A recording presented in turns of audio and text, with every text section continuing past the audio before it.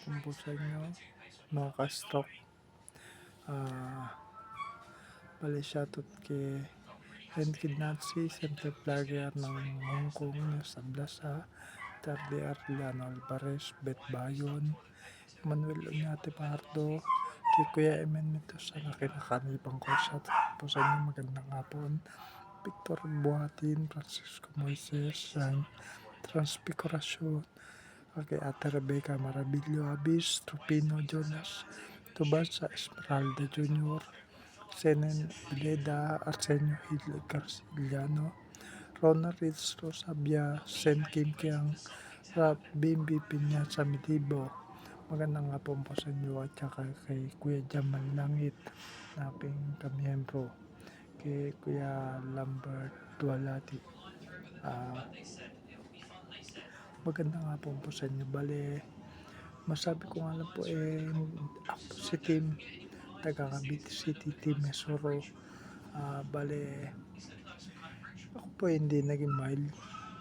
Kasi po isang beses nabasa ko sa aking comment nasabing mild lang daw po ako. Ako po hindi mild.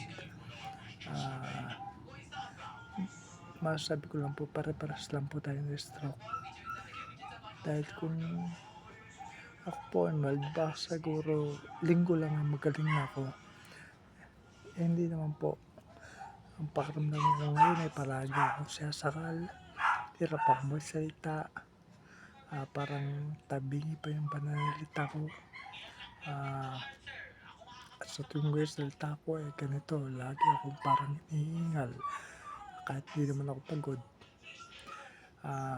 Baka siguro po yung aking kabisa na paggaling ng aking kamay at pagkilos ng aking kamay at paa, yung apekto ko kanan dahil po sa pagpupursige ko at lakas ng isipan.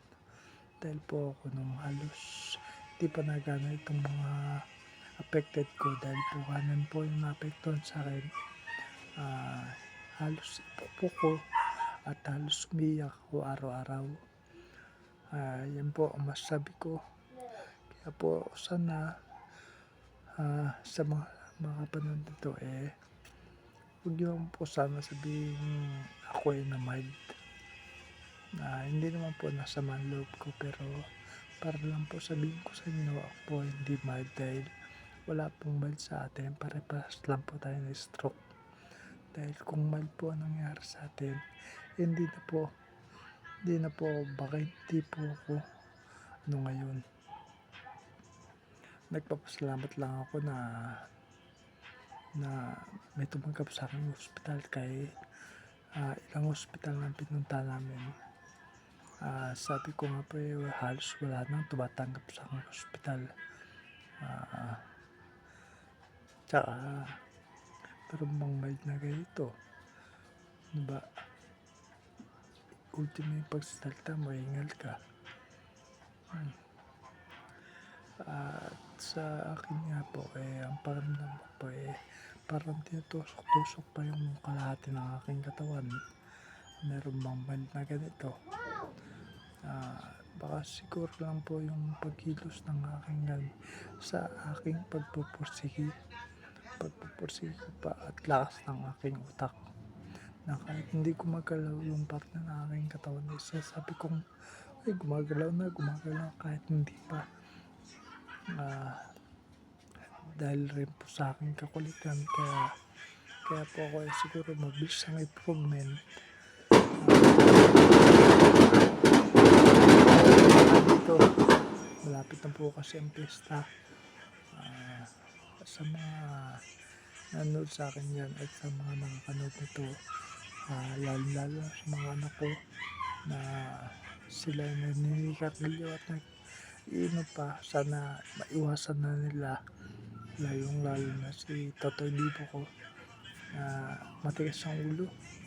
Sana lang napapanood nitong video tigilan niya yung pagbibisyo niya, paninigarilyo niya, pag-inom niya, dahil nga po hindi natin masasabi ang panahon. At lalo sa stroke ano yan traitor. Sa mga anak ko dyan, shoutout sa inyo. iwas-iwasan yung bisyo kung maaari. Dahil masakit sa loob bilang ama na may mangyari sa inyo masama. Nga pala, yung mga hindi pa nakapollow sa akin dyan, sana po pakapollow nyo ako.